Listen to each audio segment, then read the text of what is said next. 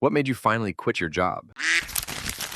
My job from hell. This one broke me so bad that 2 years after leaving the place, I'm still traumatized and afraid of getting jobs since I don't want to be in the same position again. So I work at a 50-year-old hydroelectric plant that is more than an hour downhill to the nearest small town. I'm basically stuck in the middle of nowhere. We are treated almost like dogs over there. I am stuck there 5 days a week without access to food and drinkable water, while water for general use is only available 3 to 6 hours per day. So currently, I have to bring up my own food and fresh laundry up from the city every week. Even then, they don't pay us enough, and with a large percentage being eaten by taxes. I can even barely afford to maintain a small studio apartment in the city just to have a small island of civilization to come home to. And even then, the weekends are just enough for me to catch up on sleep and household chores, groceries, laundry, etc. The equipment is old, and most of the equipment over there is vintage stuff that should belong in a museum, not jury-rigged to keep working 50 years down the line. It also doesn't help that the company promised that they were undergoing modernization, but as I have seen, it is on a moving timeline of about 3 to 5 years further than the last time anybody asks about it. And the company is run by accountants and incompetent HR who have a penny-wise, pound-foolish attitude to spending. We even have to make do with only 25-gallon bottles of water for about 60-ish personnel per 5-day work week in what is basically a heavy industry kind of plant. I am an engineer by profession, currently working on instrumentation and controls, but I came in with no experience in that specific field, and there is no one to mentor me on it. In the 19 months that I currently have over there, the only things I've picked up have been what I've managed to find on the internet as well as the odd tidbit from the more senior engineers. I don't even have a formal job description, even after asking HR and bosses several times to have something in writing to guide my day-to-day duties and responsibilities, but still nothing. I have seen that staying longer will only hurt my career, but it is hard looking for jobs when the company firewall blocks job sites and I am reduced to using a very spotty 3G connection just to have contact with the outside world. Most of the time, I have to do practically everything, including feng shui, in order to just get a stable connection to the internet for a few hours. So now I've been looking for jobs at least similar in nature to what I have right now, but I am now perpetually stressed since any skills I picked up from my current company are useless in this current age of high-tech stuff, and jobs are either technician level or are looking for guys with experience in several modern technologies. For the engineers out there, the most recent technology we use for our instruments and controls is the 4 to 20A line. I fear that all I have to show for my time here is some experience on paper, without the technical chops to back it up, that came at a cost to my wallet, my health, and my psyche. So I am near my wit's end, and it doesn't seem to be getting any better while living in a third world country that is currently making the news thanks to our president. And it looks like my options, which were not many in the first place, given my situation, are getting fewer by the day. Even just landing an interview is hard since it takes around half a day, each way, to commute to the city since I don't have a car, and thus any interview would require me to take at least 3 days of absence if it happens in the middle of the week. Can anybody give me concrete advice on how to get out of this hellhole? I am only able to go out with friends roughly once every 3 months, and the last time I was on a date was in September, after an even longer drought. Things got so bad that I wasn't afraid of dying up there, since at least I'd be able to take a break then. Currently seeing a therapist for my problems stemming from the above, but crap's hard, since even my folks think I'm just a lazy bum. I get more sympathy from complete strangers on the internet compared to some friends and family. Story 2. Having constant arguments with my boss. At first, I got carried away by my emotions when she asked me unfair things. I never managed to not react to her taunts. I always felt manipulated. I'm 30, this is like my second job, but I know that my strength is not stopping until everything feels comfortable and balanced around. It took me almost 2 years to do it. I started meditating to know myself. I went to work. I came home. Again, meditation was bringing balance to my mind. One day I decided to buy that expensive foldable bike I was dreaming of for years. I started to go to work by bike.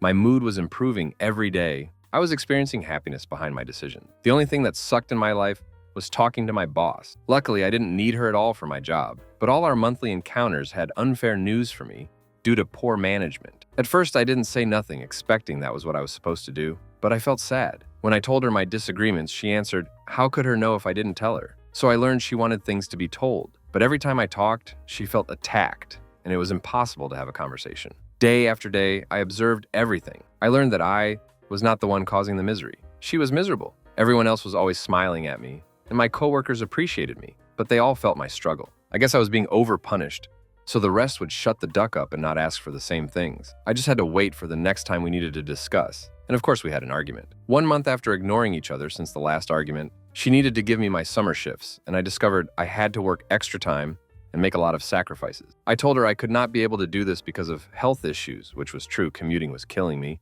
and that it wasn't written on my contract. She shouted at me and called me a rebel, and for the first time I didn't overreact. I just said, "All right, I hear what you said, but I honestly cannot do what you're asking me to do." It felt natural. Controlling my emotions in front of her felt like a victory after all those tears she caused me. I knew I won because she had crossed the line that herself had drawn at first to manipulate me. I told her I wanted to speak to the director to tell him about these new unfair shifts and ask him to leave, or changing my job because I did not want to work or live next to someone treating me like that. I work now for the same company from home, doing different things and exactly what I wanted to do. I couldn't be happier. Duck that, Karen. In the end, I thanked her from all my heart. She was so pissed. I was being sincere, honestly. If it wasn't for her, I wouldn't have been interested on meditation, and I'd still be under her boot, crying. I reached a point I loved my enemy for his lesson, but now I have my space and it feels great. Maybe one day I'll change this job again if I'm bored, but man, it feels good to be in control of your own health. Story 3. My experience was very similar,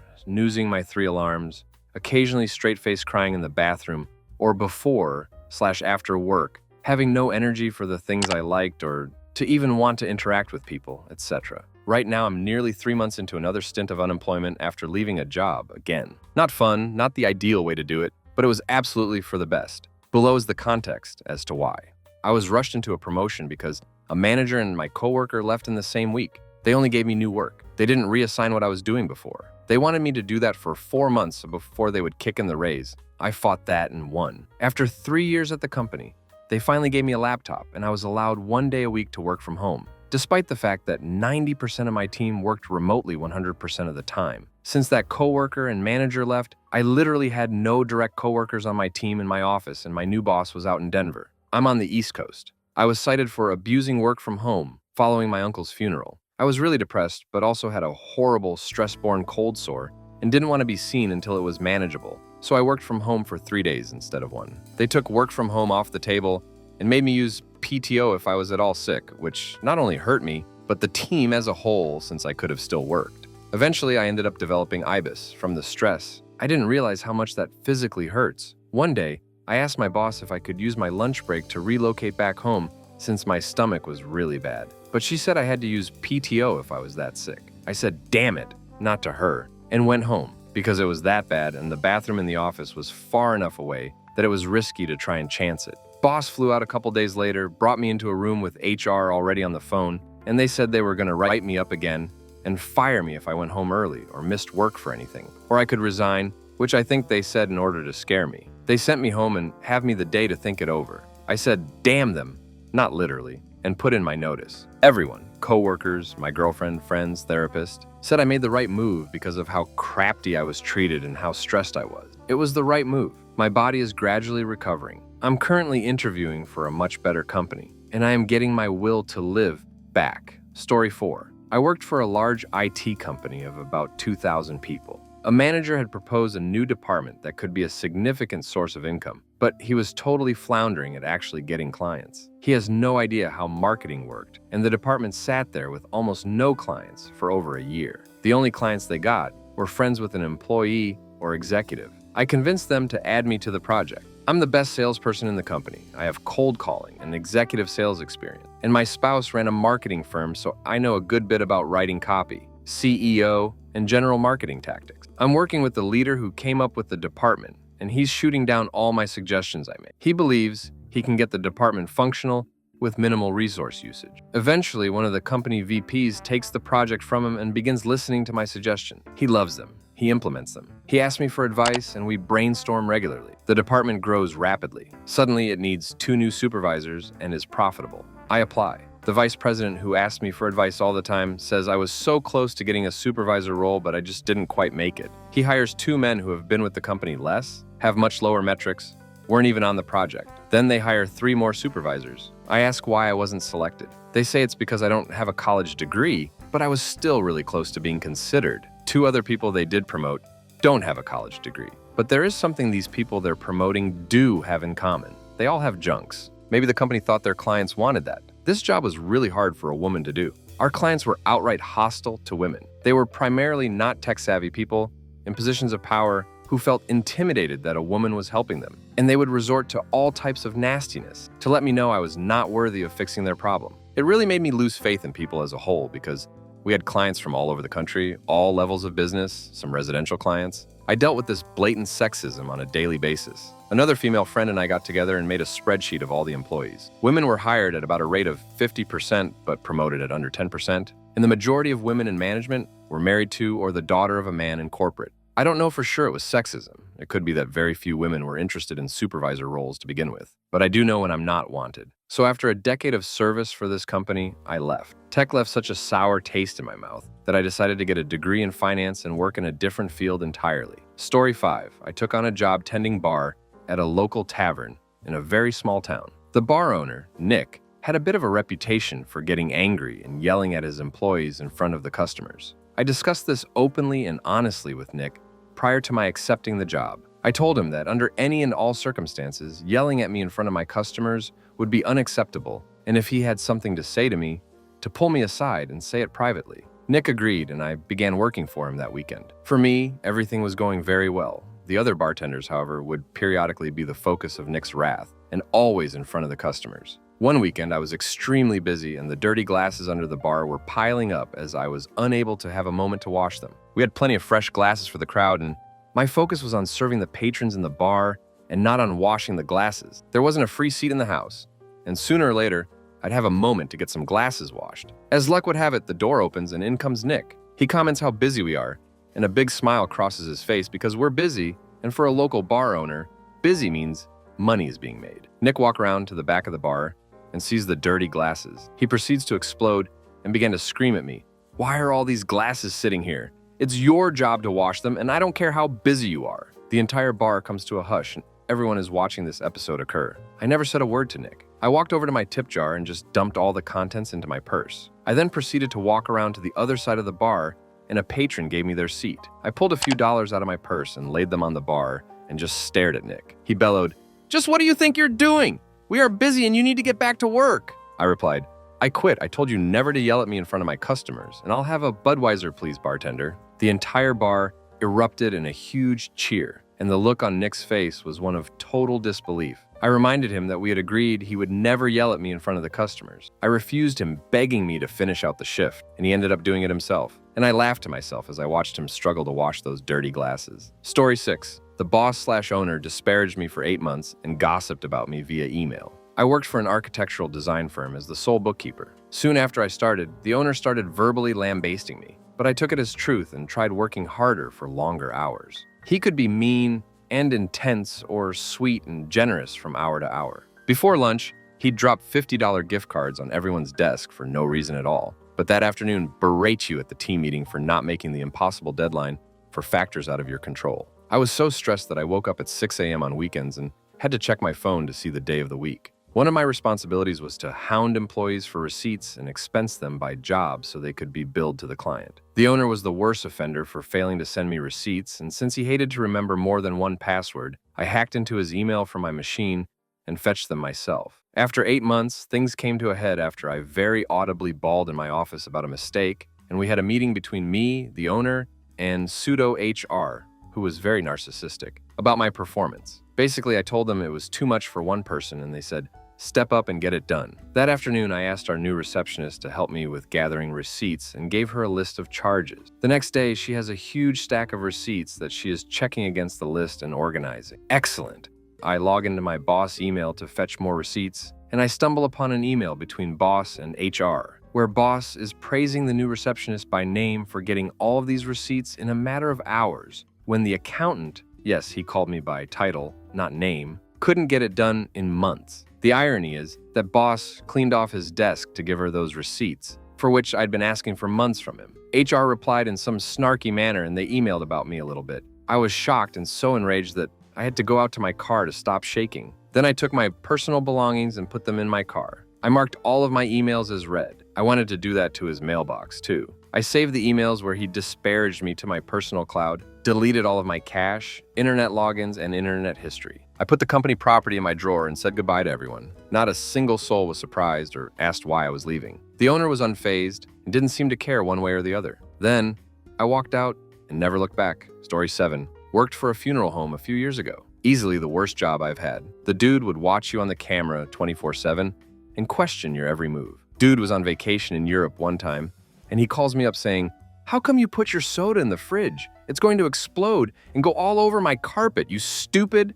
It wasn't soda. It was water. In the funeral business, you have to wear a suit. No, it's ands or buts, which is fine. I have no problem with that. When you have to commute and walk all over Manhattan in 105-degree weather. It sucks though. Again, it's part of the job, but it wasn't easy. Plus, I kept getting sick from those constant commutes. I also have a weakened immune system, which leads me to my next point. I had a cough for the whole summer I worked there, which of course, naturally leads him to think I'm on substances and make constant remarks and create rumors that I was on meth. I do smoke, but never at the job. Mob people came looking for the owner, and I was the only one at the home. Ducking, terrifying. Those late-night wakes where families are overstaying their welcome by 2 hours and they don't leave until after midnight were some of the scariest times of my life. Almost got robbed on 4 separate occasions. One time a dude came in to make arrangements, but he really just needed to use the bathroom. When I checked the bathroom after he left, there were 5 Keystone Light cans, toilet paper everywhere, overflowing toilet, and semen smeared all over the window. Constantly being called an idiot and useless when you put your everything into the job. The final straw? When my aunt passed away of cancer, we had pre-arrangements long before I worked at AFH. The owner of the company said I couldn't take off because, well, she's your great aunt. That's not real family. And then he kept harassing me to change the arrangement to his funeral home, which my dad did not want to be bothered with. He even called the funeral home to steal the business. After that experience, I will never work for another funeral home. Not only did I become depressed from the way I was treated, but I was drinking way too much at night when I got home. The whole job was soul-crushing and a complete spirit killer. I no-showed the last few days on the job, which were really hectic and busy days. It was my way to give them a damn you. Story 8. I was you for 3 years. I didn't quit though, I changed my perspective. I thought about what I hated about the job and why it was making me miserable. Was it the pay? Nope, I get paid well. Was it the people? No. Most of them are awesome. And the ones that aren't, I didn't care about. Was it a lack of direction? Nope. What I discovered is that my problem, not the problem, but my problem, was that because I'm smart and an analytical and logical person, I found myself looking at the organization as a whole and lamenting about all the bad decisions they were making, how they didn't recognize their own inefficiencies, how they were terrible at planning and change management, and how they lacked a clear strategic direction. Then I stepped back and asked myself why I cared so much. Because they don't know what they're doing, was the answer I gave myself. Well, then I asked myself, what was my role in the problems that the company was facing? My answer to myself, none. I have no role whatsoever in the goings-on of the company. Sure, I have my tasks and assignments that are regularly allocated to me, and I have deliverables that I need to complete within a certain period of time, but I have absolutely no say or weight or bearing on decisions made, outcomes, or strategic planning. So I let it go. If it's not directly related to activities and assignments that I'm given, I could give a crap. If something is occurring outside of my direct realm of responsibility or influence, it no longer is my concern. And you know what? I've never been happier or less stressed. Sometimes what we think is a terrible job or a bad fit or just depressing is really just how we are reacting to things that are outside of our control. My suggestion is, when you go into work tomorrow, approach your tasks and assignments with a clear head. Ask yourself what you are being asked to work on. Then ask yourself if you are trying your best and working reasonably hard towards completing that task. Beyond that, it's really not your concern. Even things like office politics are usually a result of us sticking our nose in the wrong biz. Focus on each task as it comes, complete it to the best of your ability, and take pride in your work. Not many people like their jobs, but the difference between liking it and absolutely hating it often comes down to perspective and trying to control things that are out of our control. Story 9. I've been a very lucky person. I wouldn't say I loved my job, but for most of my career, I've liked or even enjoyed my job. However, your post really hit close to home. I was in a very similar situation.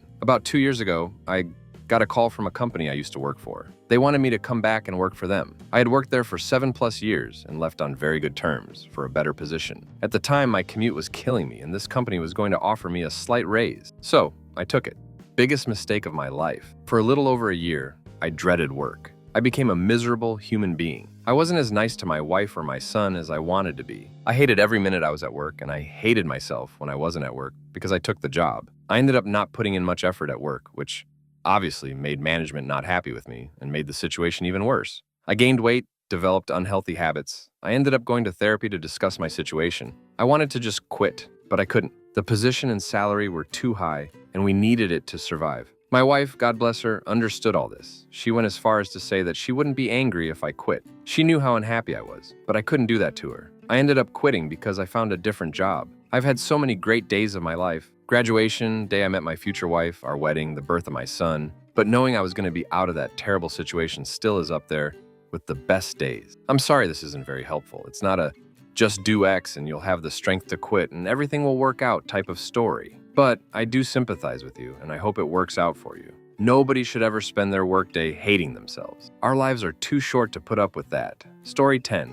At the tail of last year, I was working as a bartender and cocktail waitress for a family-owned upscale restaurant in the business district of my city. I had established a lot of regulars, and to be honest, I absolutely love working with people. I've done service industry since I first started working up until now. However, my last job makes me want to never return to the industry again. 1. We never got paid on time. Our pay scale was every 2 weeks, and unless we got cash tips, we never saw our credit card tips until our paycheck. Even with the pay scale being every 2 weeks and handing us physical checks, we sometimes went until the next pay cycle before our previous check cleared. 2. Manager would always drink behind my bar. I had told him numerous times that my well is too small for more than 2 people to be behind it, and he never listened. He would barge his way in, take shots to the point it made guests uncomfortable, and get very combative. He would get very angry and scream at the other cocktail waitresses and I in front of the bar, to where it made some of us cry. He would be so belligerently drunk and claim not to remember the incident the next day. He's also referred to me with dirty, derogatory remarks,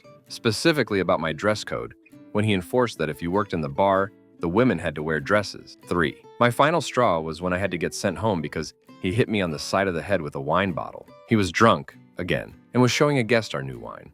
We had imported and swung his arm out when I was putting in an order, and the bottle collided with the side of my head and made me bleed and extremely disoriented. I had multiple positions at that place, and I finally put myself first because I was absolutely done. Some of my regulars were really protective over me, and I remember after unwitnessed my manager screaming in my face, he asked if I ever reported him to HR. I did the whole turn dramatically around and say, I am the HR manager. I'm in a much better place. It gets better, OP remembers your worth, and don't ever settle for less than you deserve. Congratulations on the steps you are taking. You're already doing a great job. Story 11. I was working 60 hours a week and only being paid for 40. Half the time I wasn't allowed to take a lunch, and I was never allowed breaks. I was forced to take responsibility for other people's mistakes every single day and never trained adequately. They promised me multiple raises and title changes that never came to fruition. They yelled at me on a daily basis for things that weren't in any way my fault. On the day of one of my evaluations, I requested a raise after a great review,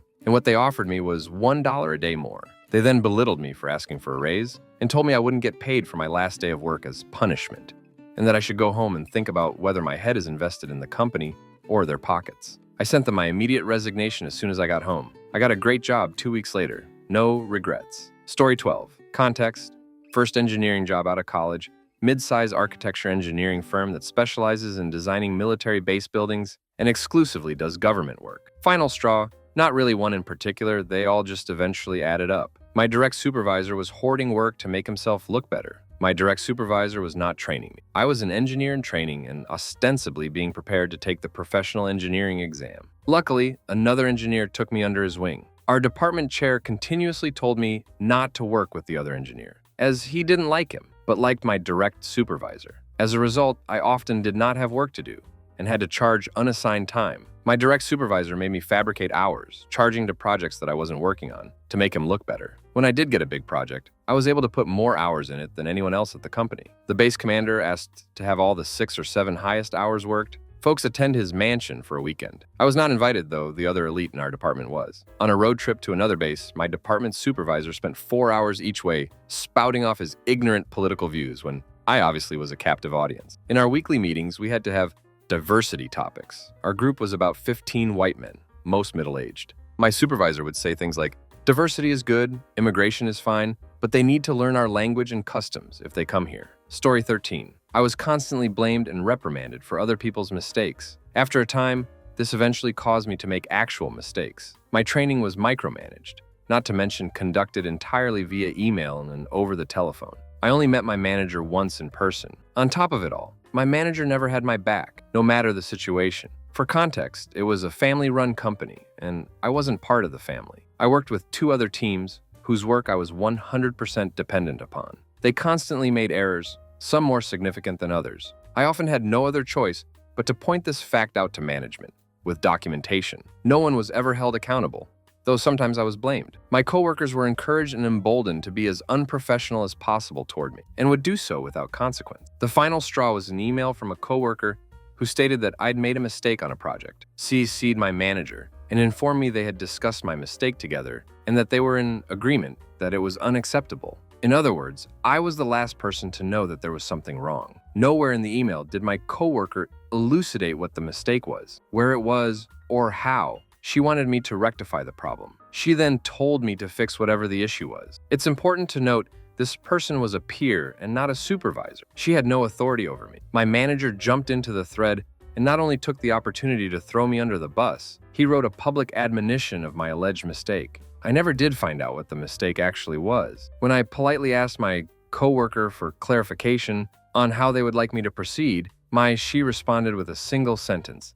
"That's literally what I just told you to do." She hadn't. I laughed aloud the moment I read the message and sent my resignation 5 minutes later. No regrets. Story 14. I recently put in my 2 weeks at a job I've been at for about 7 months. The reason why this was a big deal for me was this was the shortest time I've been in a job. The main role was being a customer rep for a local sign company. I had to follow up on leads, generate quotes for walk-ins, and answer any questions if any clients had questions regarding the status of their order. This job, although very easy and allowed me to do whatever I wanted, wasn't pushing me to become better. I was showing up and doing the bare minimum. I didn't hate the people I worked with. In fact, they were very nice people. I knew I could be pushed a lot more and make better use of my time. I don't want to come in and simply collect a paycheck. This Friday is my last day, and although the future isn't very clear, I am a full-time graduate student and about to become a certified personal trainer at a big box gym. I think the biggest thing is understanding there's more out there for you. Of course, you have to make smart decisions. For example, I have a few months' expenses saved up in case work doesn't pick up too much at my club.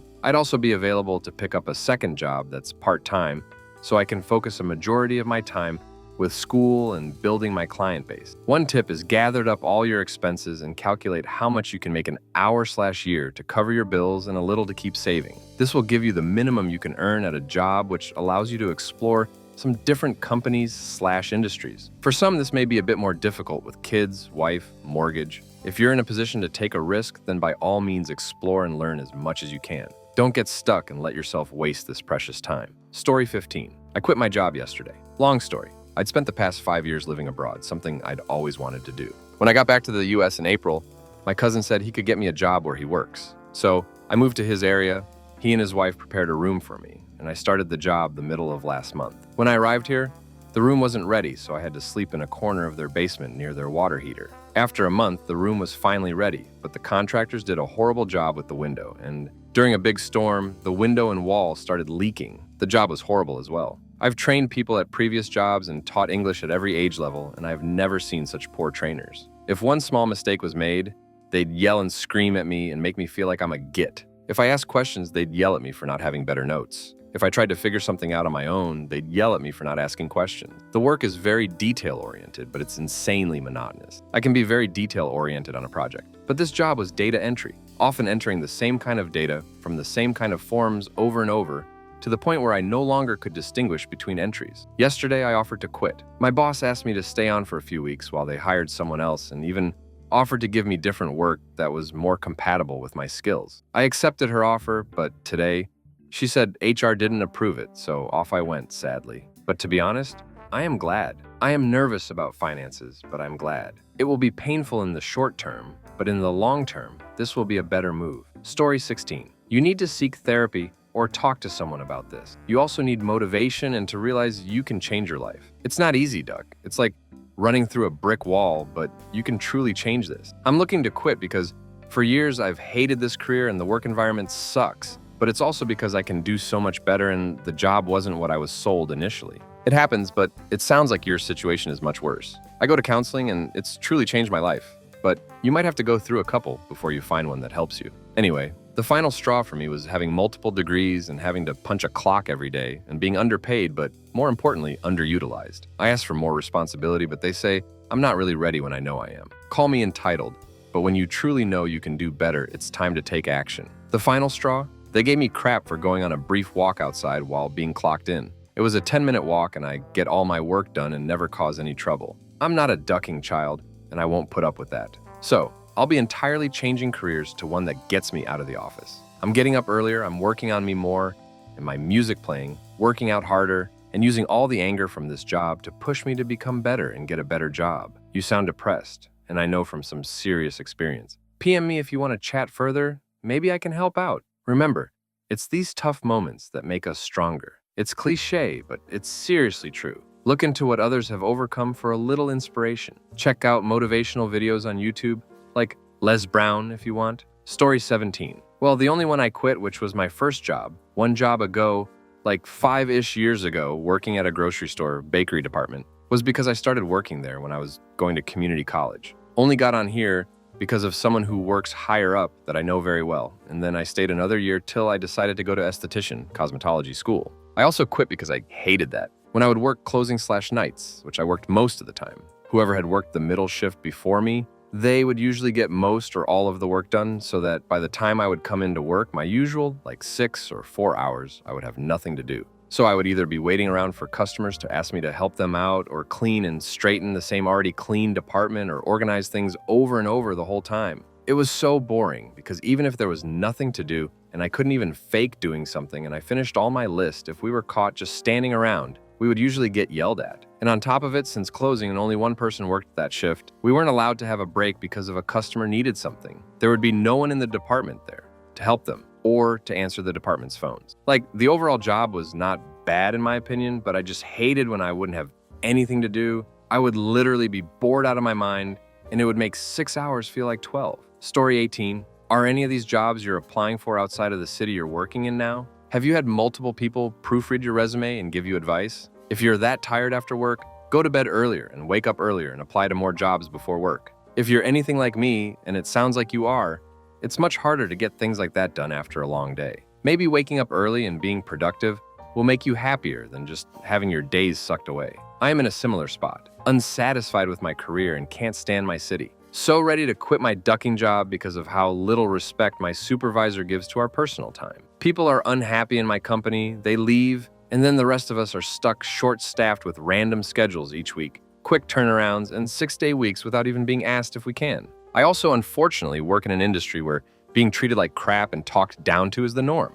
I can't stand it. Personally, I'm trying to hardest to get opinions on my resume and cover letter and consistently apply for jobs. Some of them are even in the same neighborhood I work in now, and I'll have the same crafty commute, but I feel better knowing I'll have a chance at having a job that doesn't make me feel like garbage. Story 19. I haven't quite yet, but it gets closer and closer. Have had a couple opportunities that I'm hoping work out though. Work 12-hour days throughout the week, then expected to go home and work more, like up to 6 hours or more, and be back in the morning. And I'm salary, so I don't get paid for those extra hours. And those days include working through my lunch. Company is in crap, and environment is terrible because nobody knows if they're safe. Very toxic overall for a variety of reasons. It got so bad that I had a full-out mental breakdown. I was gone for 3 months. I ended up feeling better than I have in years. All went back to crap when I went back. Getting the runaround on accommodations, and my boss basically told me the ones I've requested won't get approved and won't work with me on figuring out what I could do. I'm either getting laid off or quitting with or without something lined up. I'm trying to get into freelance writing to make up for income. That's not going so well. But I have my resignation letter written, and knowing the day is coming makes me feel better. I'm very close to having another breakdown, and I really don't want to go back to that hell. My job shouldn't make me want to hurt myself. It was my job that got me to start cutting again. There's something wrong here. I lost so much when I went on leave. Story 20. It's so important to interview them while they're interviewing you. Let them know exactly what you're looking for. I want to know how many hours I'd be expected to work. Will I be at a desk all day? Promotional opportunities, the typical day at the job, etc. Then, once they offer the job, I talk pay and benefits.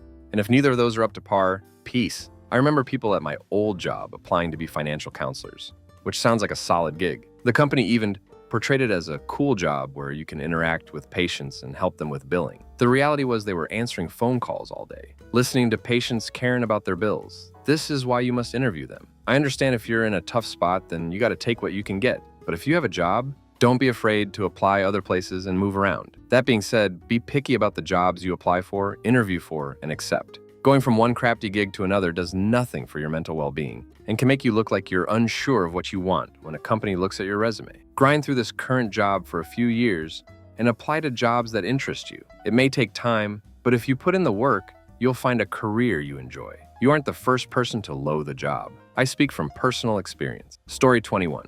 I had a job offer from another company that my wife and I had been discussing for a few days. Less pay, less vacation, less perks. Our finances still worked, but I was hesitant to leave the comfort that 10 years of seniority granted. As my wife finished making dinner one night, my daughter and I sat at the table. She asked me how work was, and then asked what I thought about the job offer and if I was going to take it. In a moment of raw honesty, I said I had no clue, that it was the hardest decision I've faced in a long time. Then I asked what she thought. Without hesitation, she said, "You should take it. The people at work don't do things right. When you try to fix it, they tell you to mind your own. They don't appreciate you. I think a new job would make you happier." When I ask how work is, maybe you won't have to say, "It's work" anymore. And you can say it was good or fun like you used to. She'd listened to far more of her parents' conversations than I had realized. Hearing it come from her made it so much clearer. I gave my notice the next morning and accepted the other job. 3 weeks in, I'm so much happier. Everyone has noticed it and commented on it. Sometimes you just need a fresh perspective. Story 22. First, I want to say, there's nothing wrong with getting therapy. It doesn't mean you are committing to stay in this position. It can help you deal with it for the time being, help boost your self-confidence, and feelings of self-worth that can ultimately help with getting a new job. It can help you move forward from this slump and discover more of yourself. Management changed hands 4 times in a year and a half. The last GM, after reading everyone's personnel files, began to refuse to acknowledge a select number of people, me included. He would not make eye contact or even look in our direction if he spoke to us. There were other things, but this was the final straw for me. It was 2 weeks before the busiest time of the year, and my position was critical for it to move smoothly.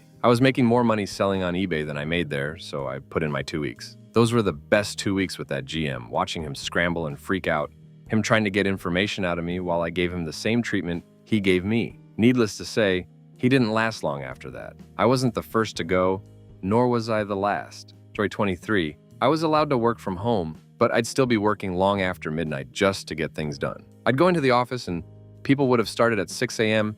and would still be there by 11 p.m. Management said it was our own poor time management skills, of the whole team, mind you, and we didn't deserve any of the overtime pay because of it. Most of us were being paid $15,000 to $30,000 less than others doing the same work. Management ran an internal recruitment drive for the higher paid positions, but then told us the higher salary was for external applicants only. We all found out that we were doing the same amount of work as teams working interstate that had double the staff. When we complained, they recruited 2 extra staff members, then made us train them and look after our own projects at the same time. I was the 3rd person to quit within 2 months, and another 3 or 4 quit within the 2 months after I did. We were only a team of about 20 people. This kind of thing had been happening on rinse and repeat for the last 5 years. As I was leaving, a lot of the staff said I was doing the right thing and that it was never going to change. Story 24. Working 60 hours a week, phone calls and emails anytime I was off. Phone calls when I was on vacation and asked to be left alone. Reduced staff in off-season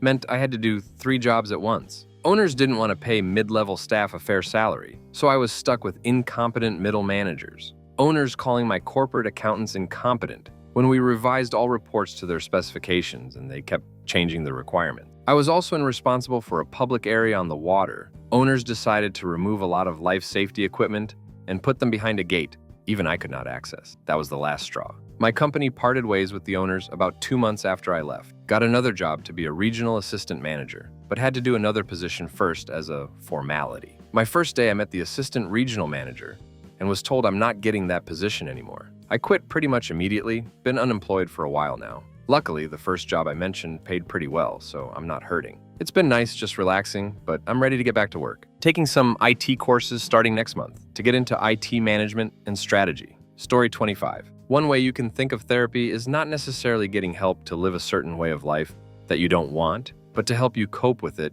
and find ways to change your situation. Therapy isn't always make me feel better about my current situation, but more so, help me get past the situation and get into a better one. Therapy is about moving forward, not staying stagnant. Anyway, what made me finally quit a job? It was a restaurant job in college. I was dating a coworker, but then we broke up. After this guy broke up with me, he would not interact with me at all. The job required us to communicate, but he ignored me. I tried being the bigger person and just letting it go. I ended up losing my crap on him one night because he purposely kept getting in my way while I was scrubbing the floors, and management threatened to fire me. I tried to explain to them what had happened. I'd already talked to them once about his lack of team playing, but it was my fault. I finally said, "Duck it. They want to fire me anyway, so I'll at least leave on my terms and not theirs." Story 26. I was working 70 to 80-hour weeks. I was given vacation time off where I was expected to be on my computer. I went 9 months with a single day where I wasn't working at least 6 hours. When I mentioned that I needed help with the workload, the reply was,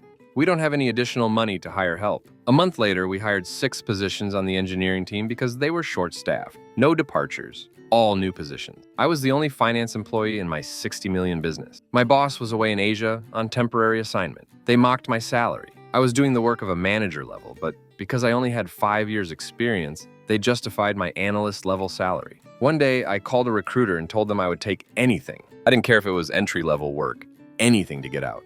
I found a private company that I make more than I did at the old place, can take vacation and work 45 hours a week. Story 27. I was feeling stuck in a soul-numbing call center job for 1.5, in which we had to sell car parts for 1.5 years. Some people worked there and bonded because of the drama there. Me? No, sir. I wasn't going to get sucked into that. Targets, lying to people to reach the target, being manipulative with others' colleagues so we can get their sale. Finally, I found the courage to speak to the managers, and they offered me 1 month's notice, in which I didn't have to come to work. Fine for me. Now everything has improved with a new my perspective about life. In 2 weeks' time, my metabolism is now closer to my actual age, 29 years. Relationship with loved ones has improved as well, including my girlfriend, with I appreciate and love. It's something else now, and also consider that I'm living abroad. So lots of bills to pay, including rent in London, but I have 2 interviews upcoming. Interviews and waiting for a response for one which I had last Friday. Life's too short to dance with fat chicks. Story 28. I was in the same boat. I had lost my sanity and became severely depressed to the point of not giving a flying duck about my job. I didn't do much all day every day, and finally enough mistakes were uncovered to get me fired. Now I'm so much happier collecting unemployment and hustling to try and find a better job. I've come to realize the culture and the firm itself were downright awful and treated you like absolute crap. I've never experienced such a poor culture before that. Story 29. Honestly, what made me quit was pretty much what you are describing. My coworkers and boss were awesome, but the job was making me miserable. Super tedious, mind-numbing crap over crap. That doesn't matter. I dreaded getting out of bed every day and would get more miserable as the hours rolled by. Chained to a desk/computer 9 to a day, would be completely drained when I got off. My mental health was getting to a bad state, and I felt stupid because many people would kill for the setup I have. But I let myself accept that different people thrive in different environments, and that may be perfect for a lot of people. Doesn't mean I have to force myself to go through it. I am starting a new job in a couple weeks, and it is a total industry and lifestyle change. Story 30. When they told me my leaves were unnecessary. I was full-time but had 2 very long leaves last year, 3 to 4 months each. First leave was due to hospitalization in August 2018, came back for a week in November, and second leave happened due to a severe car accident that, ironically, coworkers on their way to work witnessed. Most of them saw me laying on the ground, unable to breathe due to broken ribs, saw my mangled legs and such. It was such a bad accident that my friend shattered her spine. Friend quit sooner than I did, as they denied her medical leave, viewing it as a minor injury, and that somehow she should have been able to work despite needing spinal surgery. I quit in May due to taking a week off after being violently ill, and they told me I need to control when these events happen. Story 31. All these people saying do breathing exercises annoy me. I've been in this situation, and honestly, I could not bring myself to even do counseling. In my experience, counselors try to change your perspective so you can cope. Some situations, coping is the worst thing you can do. It may hurt, but sometimes getting out is the only coping. I would be in favor of counselors of sort that help people get out. But do some breathing and learn to love your hell does more harm than good. I likely would have been homeless, but I still regret not quitting a particular job. Car life would have been better. This job did destroy my marriage. No question about it.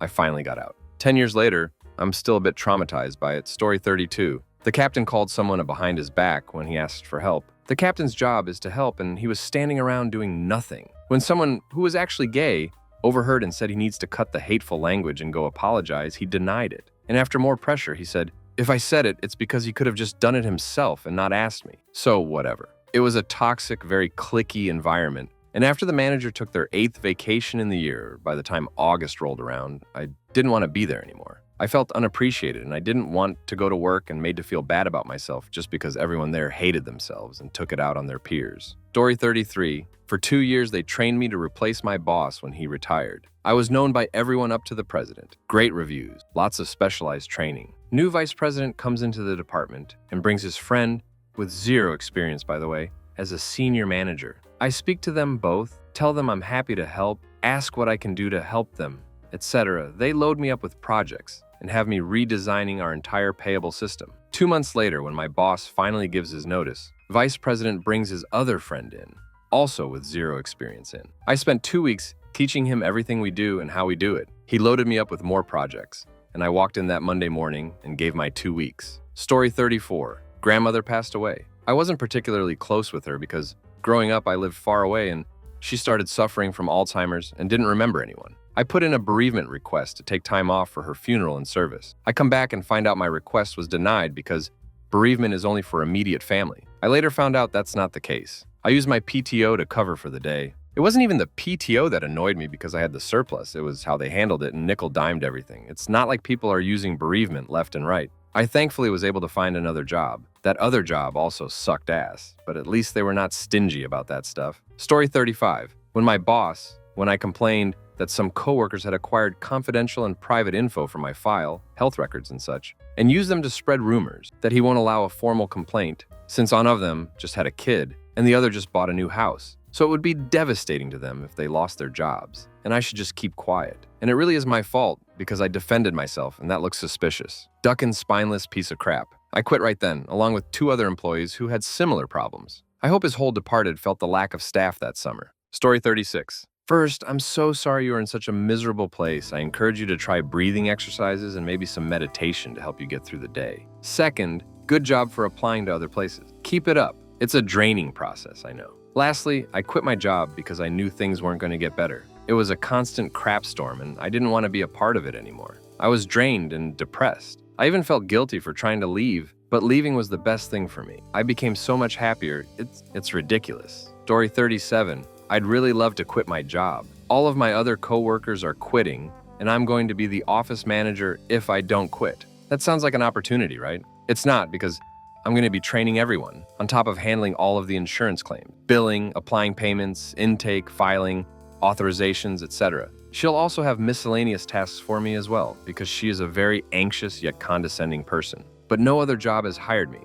Been on 2 interviews, failed both, and now I'm just terrified. Good luck to you. Do you think you can see a therapist? Many of them have sliding scale fees. Story 38. My boss says to me, IDK what you do all day. This is a guy who owns the business, works maybe 1.5 hours per day. Out of most of that time, he's eating, cooking, or basing with his family on the phone. Meanwhile, I'm by myself in a crafty office running his entire business. I put my 2 weeks notice in that day. Dude was a psychopath, so passive-aggressive. Weird. Sorry, that was too toxic for me. Luckily, I'm very cheap and always have an emergency fund. It's not ideal to quit with nothing lined up, but sometimes it's the best move. Story 39. There were events that happened before my boss called me lazy and wrote me up before I quit my first job. At another job, I was getting yelled at constantly, and I was working 8-hour days without breaks, which made me angry. One day they said, asked me how I could not know where everything is already, when I had only been there for a month. I gave each of these jobs a 1-day notice. At my last job of 2 years, I just grew sick and tired of all of the drama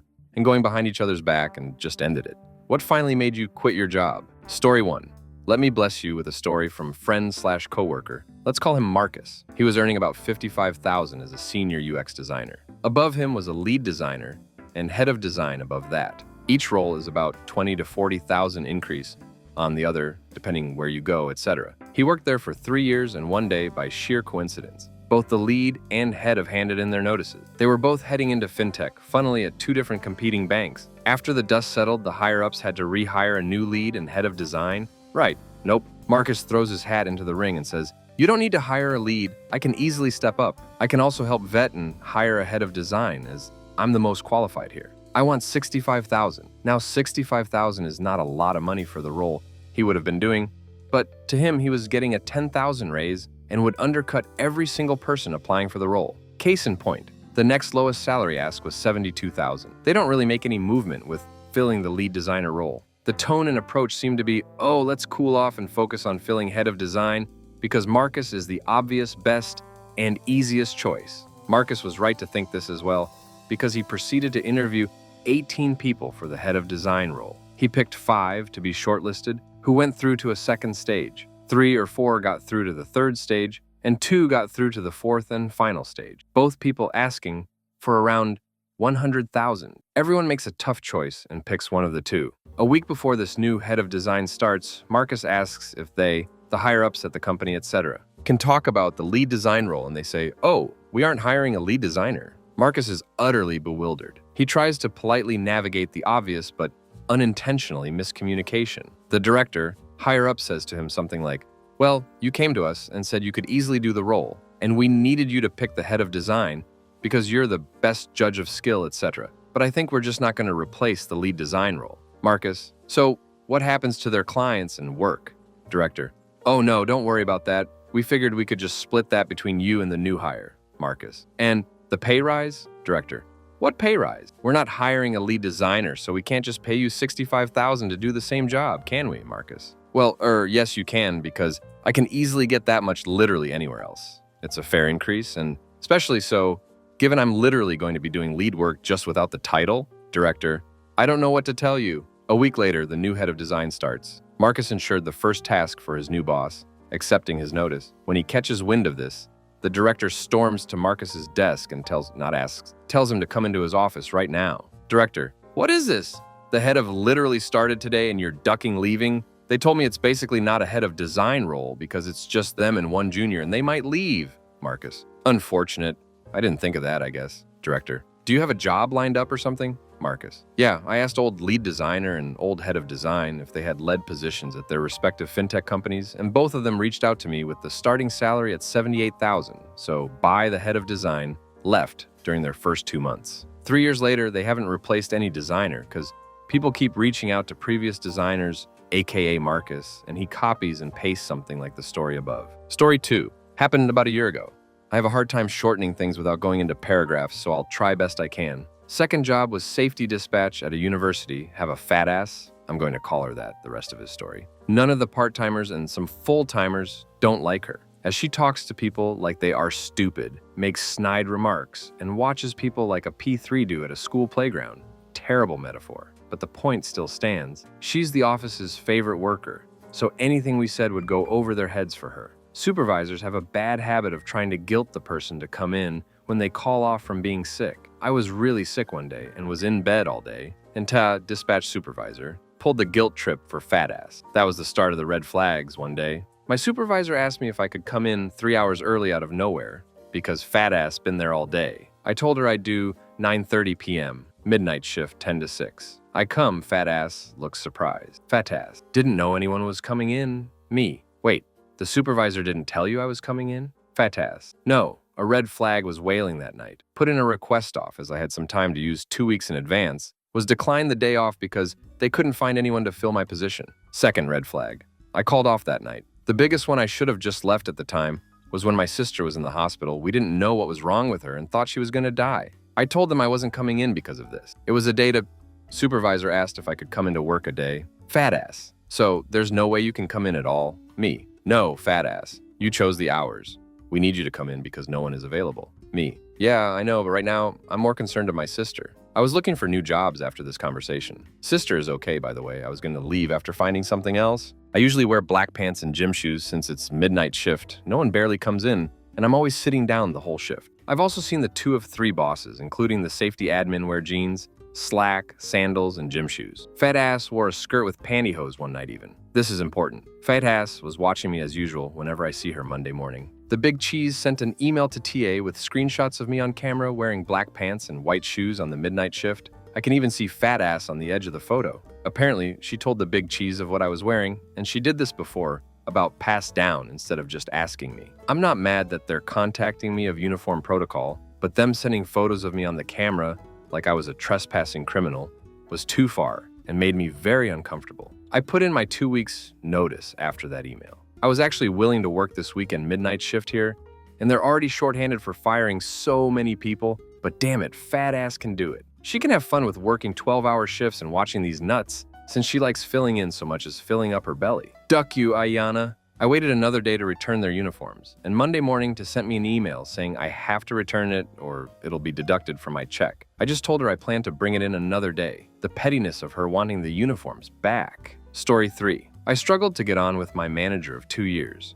He hated the fact I had prior experience with the company before he did, yet was knowledgeable within the industry himself. Together we could have been a good power, but it was his way or no way. In March, me and my girlfriend had a baby who arrived 6 weeks prematurely. I ended up having 3 weeks off work due to the complications. My boss and the company were very supportive throughout the time, but when I returned, I had a stupid amount of work to catch up on as nobody kept up to my work in my absence. I was struggling to catch up, and my boss kept throwing more tasks at me that were the responsibility of his other 2 guys who he'd sit in the office with doing sweet duck all or going for smoke breaks every 15 minutes with. It got to a point where he was putting so much on me. He was pulling me about my performance and how I was slacking, away with the fairies, and explained to me he knows life is hard when you have a baby, but I needed to get my act together. I was so stressed and pissed off, I was massively struggling to bond with my newborn son. I was getting no work/life balance at all, and it all got too much. When I sat and realized I'm doing all of his dirty work for half of his salary. Then he cocked up a major financial document. He just forgot to ask the finance department to file them through.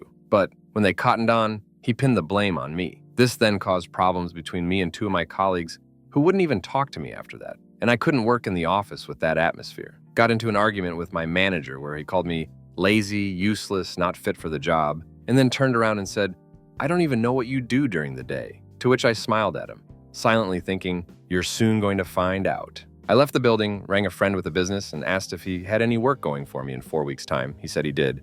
So my notice went in, and within serving my notice, with support from my friend in business, I ended up starting my own business. Watched my manager struggle to take over my duties, and left on my final day laughing my head off. I told a few of my colleagues, from me leaving, I'll give it 3 months before he's either sacked or resigns because he's not up to the job. This was June. A month later in July, he made a major cock-up that majorly ducked the site up and continued to make mistakes. Reports weren't on time.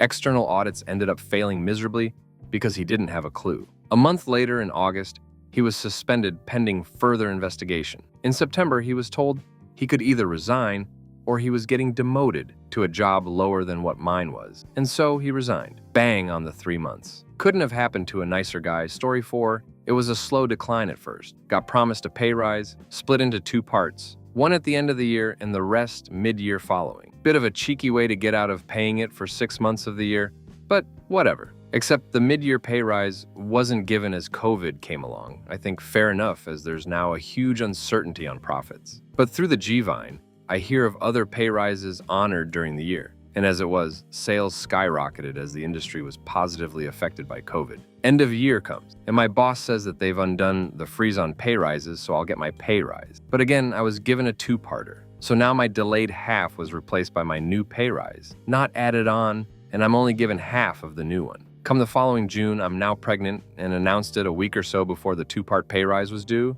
Thought I was being nice, giving the company plenty of notice. Lesson learned. And all of a sudden, my pay rise doesn't come into effect in July.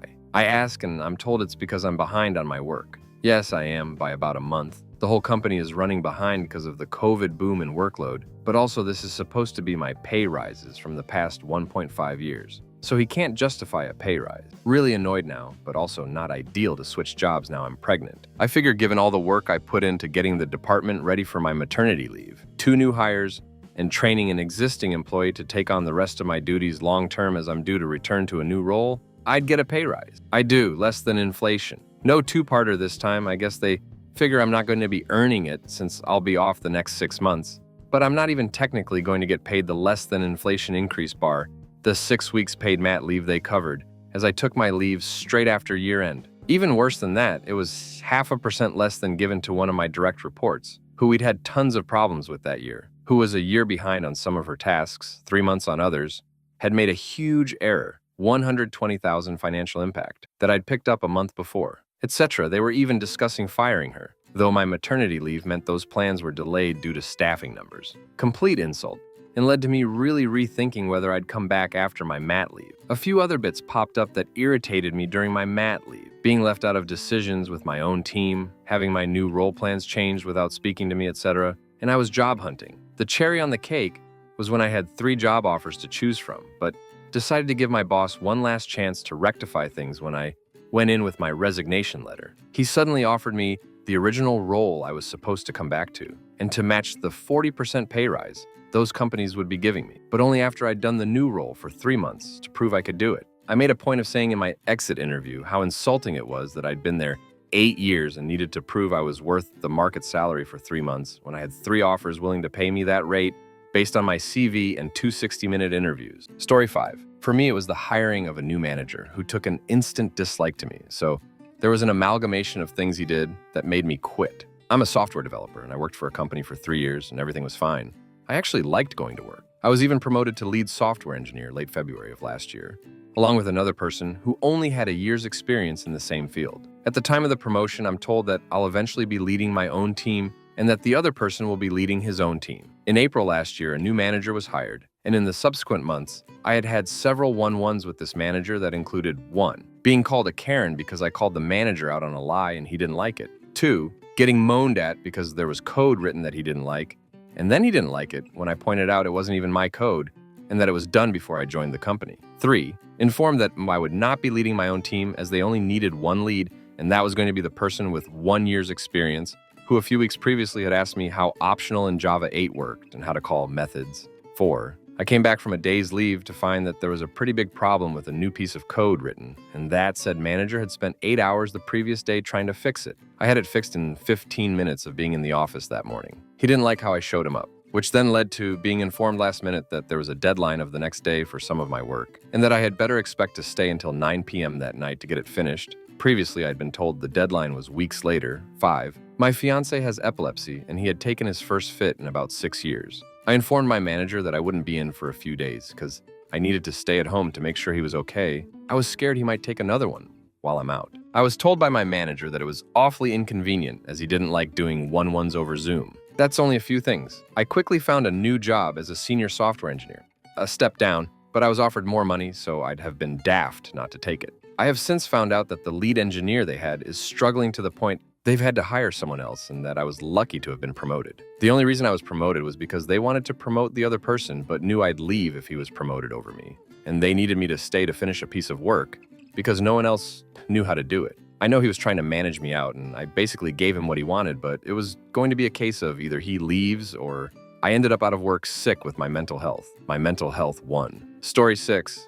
I moved about 40 minutes away from where my previous job was, and it was stagnant, nowhere to go after 5 years. So I found a new job in my new town. It was a bit less money, but I wouldn't have the commute, and it was a bit of a shorter day. So I took it on the basis that I would get X amount for the first 3 months, then assuming I passed probation, it would go up to Y. Near the end of the 3-month mark, I asked the office manager, the one this was agreed with, when this would come into effect as everything was going well, and there was no mention of a review or appraisal or anything, and she fobbed me off like 3 times. Eventually, she told me I would need to speak to the boss about it, so I arranged a meeting with him. He was intimidating and rude and a show-off. I work in collections, and he would sometimes take the phone off me to make a call, basically to entertain himself by saying things like, well, my wife wants another pair of Louboutins, and how am I going to give her that and stop her moaning when you won't pay me? Then one of his other favorites was, immediately after the person answered the phone, you better ring the police, because there is going to be trouble if you don't pay me, and banging his hands on the desk. In hindsight, I wonder if these were business owners that were friends of his in order to get away with this. But anyway, this is what he was like. So I plucked up the courage to arrange this meeting, and he told me to come into the downstairs office that wasn't really used. I walked in and he had his feet up on the table and his hands behind his head and asked, what's this all about then? So I explained, even though he knew, and he just said, I haven't given a pay rise to anyone in 5 years. What makes you think you are getting one? Resisting the urge to burst into tears, my anger response, unfortunately, I explained it wasn't a pay rise. It was part of the terms of my employment, and he basically just said no. So a few phone calls to Aces later, apparently I couldn't do anything about it. But a friend from my previous job, who had moved to a new company, were just about to need someone for the job. I did so, wrote it out for a couple more weeks, and moved there. This was part 2 of Scumbag Bosses, but they didn't directly screw me over like that guy did. Story 7. An apprentice for 4 years, 2-year program. Just handed in notice today. The external qualification company had done far less than the bare minimum. No feedback, no support, no knowledge on my job role, nor on my qualification, nor understanding how to manage, communicate. The delays meant I was 2 years over the supposed end date. Things like booking the exams took on average 5 months. I asked for feedback/resources/support, and they just told my manager I must be scared of talking to colleagues. Even he was totally sick of their underperforming, do-nothing attitude, and it is solely their job to support, teach, and assist me. The job also got worse and worse. Increased micromanaging paired with fake promises and changes that made absolutely no sense, with no reason and exclusively hurt the work we were doing. After COVID, and after my relationship, I had no option to move back to my hometown, as no apprentice can afford to rent alone in central London. The 2-year delays I had meant I was never eligible for raises to combat inflation.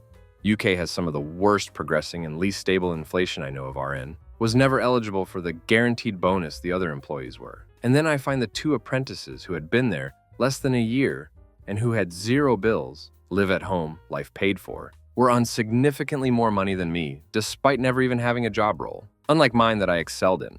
I made the process, I made the documentation, I trained the newer hires, I carried their slack and fixed their constant mistakes. The travel into London was okay until the travel companies worse than halved the services, made them all slower and more expensive. I was paying up to £400 a month on just travel for a job I had done fully remotely for almost 2 years while excelling in my role. Then I also learned management made comments about my performance to other employees like, "Oh, he does nothing anyway," and the like. I was furious, and even though they denied it totally, I didn't have 5 people all independently message me to say they were all shocked over they misheard me. More things as well. But the main issue was every single change was worse, slower, more expensive, less pay, and less appreciated. Massive shame the job no longer worked, but I was drowning in it all as is. Story 8, I, then 34F, used to work at a branch of Specsavers as an optical assistant, which was the glamorous way of saying I was basically the receptionist. This was when everything was still getting over the worst of COVID, so there were long waiting times, and the supply chain issues hadn't been fixed yet. Our average wait for a pair of glasses was about 3.5 weeks. So one day, a Saturday, we're super busy because Saturdays are always super busy.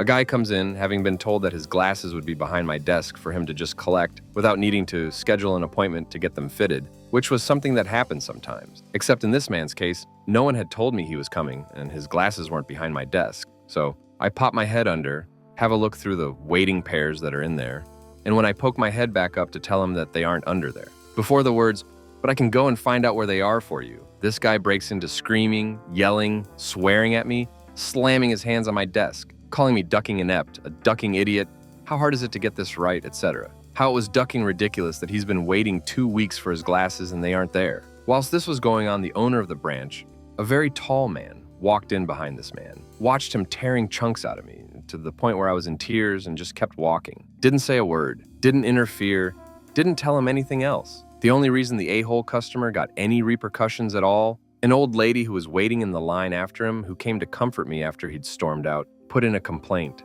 Not one manager, not one other staff member. No one said a word to stop him from going berserk at me. Duck that place. Story 9. My granny died. We plant them quick, so a funeral within the week after death is normal. I'd been to visit my granny to say goodbye. We knew it was coming, and I told my bosses at work that I would need to go quickly when she died. She passed away peacefully in her own home on a Thursday night. I was on a day shift Friday, so I went into work and told them that she had died and I wanted to fly home the next day. Not only did I adore my granny, but I wanted to be there for my mom, who had just lost her mom. I had plenty of annual leave to use too.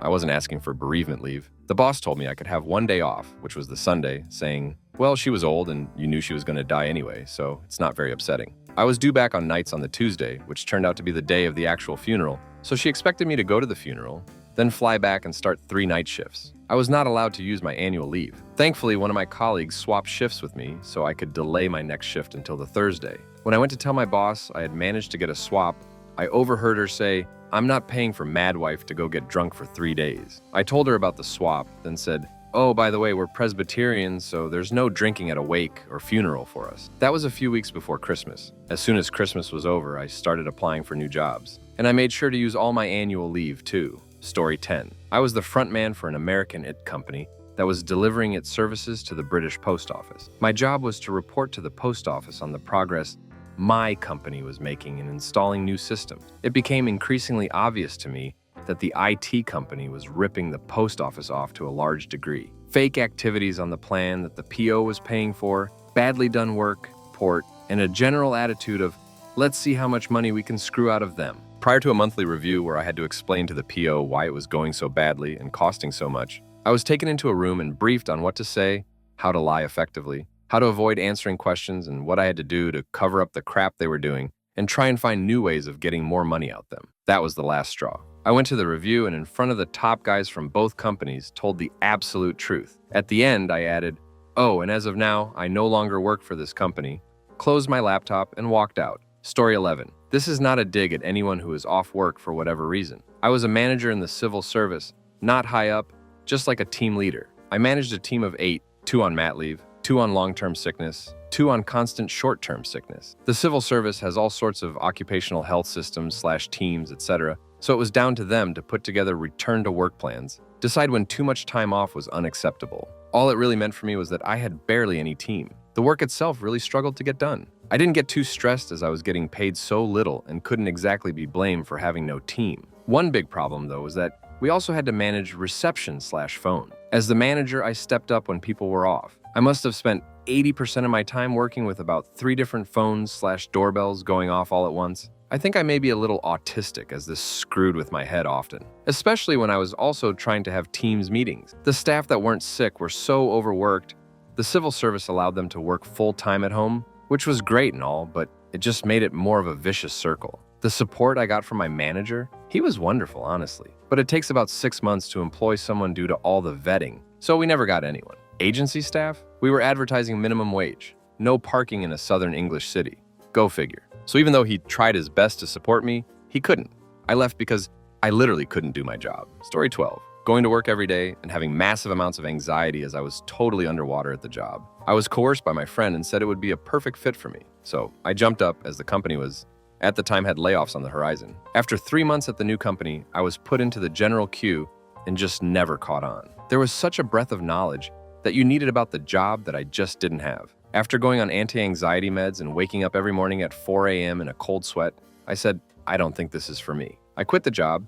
They gave me 2 weeks paid versus having me sit around for the last 2 weeks, and also paid out any vacation time I had left. I didn't have a backup plan, but my mental health and well-being was of the utmost importance. I found a new job that was a definite salary cut, but was way more comfortable, so I could get my feet back on the ground and my confidence back. After about 2 years, they had a round of layoffs and last and first out. But just like anything, you always got to have some options when things start feeling unsafe. I'm back to where I feel most comfortable in a healthcare setting. I am at ease, get lots of praise from my director and manager, have a long runway as far as salary goes. They reward loyalty at this company, so I plan on being there for the long haul. The job market is tough, but your mental health and anxiety level is worth the most. Story 13. I was working in marine enforcement, and they made a complete pig's ear of my probation. They didn't say anything about my communication being a problem until 4 months in, when I should have had a formal review but never did. And it wasn't until my probation was up after 8 months, they flagged my communication skills as still not being to the required standard. I was put on a performance improvement plan for 3 months, making a serious effort to improve my communication skills in that time. My first review meeting didn't go well, and my smog said he hadn't really noticed much difference, and feedback he had received from someone who had worked alongside me wasn't encouraging. I underwent coaching and further detached duty to another branch of the organization, again making a conceited effort to improve and show my smog I could do this job. It came to the second review, and the feedback I got from the officer at the detached office was soul-crushing. And at that point I said, you know what, I can't do this job anymore. The company tried, in vain, to find a more suitable position within the organization for me. Eventually, instead of seeing out my remaining notice, only my final day I handed in my official resignation, therefore making it so the company could say I resigned instead of being let go for future employers. I learned last year that I have autism spectrum disorder, and this did go some way to explaining my struggles, and had I known earlier, I would have declared it and expected them to make reasonable adjustments for me. I now know for future employment what kind of jobs to avoid. Story 14. I did the exact same job as another woman, except she got an extra 250 euros a month more than me. I asked for equal pay. I was denied. She was always sick, always leaving early, and not telling anyone. Started every morning in bed most days. You didn't get a reply from her until around 10 as she was in bed. She left all the work to me, used to complain when she had to do something. So I quit. The company folded a month later. Second job, worked for a big logistics company. Manager didn't know how to do her job. Team leader acted like a teenager instead of a 50-year-old woman. The workload was too much. I sat next to a woman who would cry every day and say how badly she hated the place every single day but would never leave. No managers ever spoke to me about how things were going. They knew she had issues, treated differently because I had an agency contract and not a company contract. I handed in my notice even though I was on a 0-hour contract. I gave them 3 weeks. I asked to leave one day earlier than planned. The team leader decided to tell everyone in the office it wasn't possible for me to leave early, and she doesn't know what I was thinking. I quit on the same night. I don't owe them anything. Spent a month recovering mentally from that colleague and high workload. If I stayed, I would have made myself very sick and no one cared. Story 15. Worked throughout the pandemic, on site, doing up to 70 hours a week, doing my job of driver resource. The payroll admin job and the HR admin job, payroll and HR both got furloughed. I had 2 weeks to learn payroll and HR, so 3 jobs for the low price of $23,000. The payroll and HR was only supposed to be temporary. I was only seconded to the roles. 2022, I finally got my operation date through as it had been on hold cause pandemic. I worked from home and did the payroll on Monday. Had the op on Tuesday, which turned out to be a major operation as things were worse than the doctor thought. And I won an overnight stay in hospital. No biggie though, as I'd booked the rest of the week as holiday. I got a phone call on the Friday inviting me to a meeting on Monday. So I went in, even though the doctor said not to. They'd hired a payroll admin and an HR admin. So my secondment to those roles had ended and I was allowed to go back to transport. And then they topped it off with, your original job is defunct too. So you can either find a new job or stay as basic admin for $19,000 a year. So I told the site GM to go duck himself and quit. 3 years I'd been there for. I did 2 extra jobs for him and the thank you was a $4K a year demotion. Damn, that see. Story 16. My last job, I was unable to work due to a bad back after having to single-handedly put away a large and heavy stock delivery away, including carrying most of it up a flight of stairs because the owner decided his adult nephew, who normally helped, was taking the piss. His fiance came in one time, decided to help me out because it was busy and was wiping tables for me, but because she went behind the counter to get some hot water for a baby bottle, that was too much. A couple of days after I hurt my back, I wasn't feeling well at all. Really bad cold sweats and I was shaking like a crackhead. I called in sick and they decided I needed a sick note. The next day I had a positive COVID test. This was 2021. Told them I had COVID. They insisted I had to still provide a doctor's note and kept harassing me for one. Used my 2 weeks off to find a new job and quit my second day back. Current job, my back is still bad and I'm on my feet a lot. I don't make a ton of money, 26,000 pounds in central London, so I'm looking for something that's not as physical. The company itself is decent enough, but I don't want to risk my own health for a job. Story 17. I moved departments because they were severely short-staffed and I didn't want to be on tills anymore. I could only do specific days, which were agreed on. Then one day, the department supervisor told me I had to do a day I couldn't. I said I can't because I planned things around my days off. And he argued that fact and said through his teeth, well, you'll have to leave the department then. I was furious. So much so I had to go off and have a little cry. I spoke to the department manager and told him what happened, and he let me take a few minds to gather myself, and he phoned the department's regional manager. I got a phone call that afternoon with a job offer somewhere else. I quit there and took the job, which I absolutely adore. I was given a form to fill out on my leave for them to pass as a head office, and it was suggested I write down everything. So I did. The manager texted me a few weeks later to tell me the supervisor had been knocked down a post. He said and did a lot of naughty crap before shouting at me, which I wrote down and was confirmed by other staff. And that made me so happy. It seems stupid, but sometimes you just need that tiny push. Story 18. Had a terrible boss. That toxic combination of incompetent and micromanaging. I would give my professional opinion on something and it would turn out to contradict things he had said previously, and he expected me to abandon my correct opinion and say I was wrong rather than make him look bad. Would treat it as some kind of loyalty thing, saying things like, I need to know if you're on the team or not, like some pound shop mafia don. Would regularly pick me up on anything I said that looked like it was my own opinion rather than a reflection of his views, to the extent of just talking over me, or even literally shouting me down if I tried to disagree. Would do stupid alpha male power plays like making me go and get printer paper and restock all the printers. I'm a senior leader and head of department. When he decided I wasn't being subservient enough, stuck it out for just over a year, made sure I had another job in the bag, and then casually dropped in my resignation, leaving nobody in any doubt as to why I was going, and with a well-documented list of grievances sent to HR. In the 9 months since I quit, they've not managed to replace me. Several of my old team have quit as well, and the rest are job hunting. Story 19. Not in the UK, but when I was a vet tech in the US, I worked at a corporate chain practice where new grads were thrown in with minimal training and supervision, and it was downright dangerous for the animals. One day, reception booked in a surgery for a new grad she'd never done before. and they booked it in the night before, so the vet didn't learn. She had to do it until the morning of. She went to the medical director and explained it was a procedure she hadn't done before, hoping for help. The medical director had always been an absolute bully to this vet and responded with good time to learn and walked away. I was livid. You don't learn a brand new surgery alone by reading a book in an hour. The medical director must have felt a little guilty as she then came back and said, "You can have the vet student help you." What should have been about an hour to 90-minute procedure, had she had actual help and actual training, took 6 hours. That poor animal had 6 hours of anesthesia simply because the medical director was an arsehole. I handed in my notice the next day and was very clear that was a huge part of why. Story 20. Started my teacher training on a skit course, so was working in a school from the start of the year and was doing 70-hour weeks. Would get in about 7:15 and leave at 6:30 some days, then go home and work on assignments. I'd also do a couple hours of work on a Sunday evening to make sure I was ready for Monday morning. Knew that wouldn't get much better once I qualified, and I was hating it every day. Couldn't bring myself to go back in after Christmas, so quit a couple of days later. Now I work 4 days a week, 30 hours, still in education. I'm a million times happier than I was, working less than half of the hours, and I only took a 4K pay cut to do so. If I wanted to, I could work a shift in a pub at the weekend and make the money back up easily, but I enjoy having my jobs day in the middle of the week, and then a chore-free weekend to actually enjoy myself. Life is so often about money, especially these days, but 4K for a massive improvement to my mental health and general quality of life is so worth it. I'm about to quit my job without having another lined up. How deeply will this harm my career? Story 1.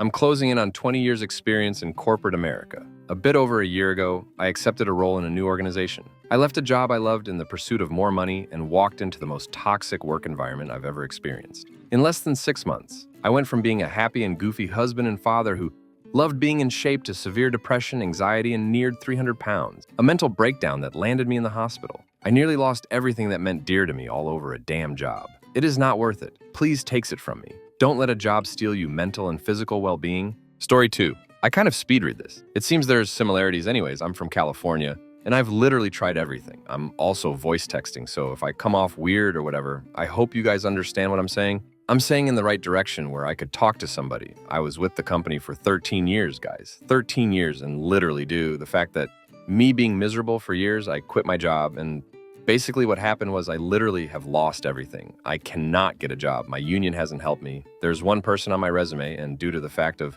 I guess as you can say this, grievances and many other things, but would you not friends the family, or you're this and that, or the son's best friend? There's so many things I can say on your guys. My story is I don't love messed up crap in my life, guys. And everything that I've done in my life, I deserve because I have a consequences, but for me to want to go somewhere and be happy, I shouldn't want to work and smash my bosses ducking teeth out due to the fact of all the verbal abuse that he did to me. But yet I was loyal, and these guys are stealing stuff and doing other things, or want to work while the boss is around. But yet I did what I always did when the boss wasn't around, and still did the same thing when he was around, be me representing me as a worker. I don't know what to do. I've literally lost everything my whole life. I've always done things wrong, and you have consequences. Like I said earlier, you're gonna lose that.